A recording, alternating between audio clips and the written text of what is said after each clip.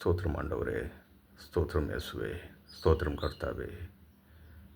இந்த பூமியில் மாம்ச மனிதர்களாகிய நாங்கள் செய்வதையெல்லாம் நாங்கள் செய்கிறோம் என்று நினைத்து கொண்டு, இது எனது, இது நான் செய்தது, இது எனது திறமை, இது எனது தனித்தன்மை என்று கூறிக்கொண்டு திரிகின்றோமே.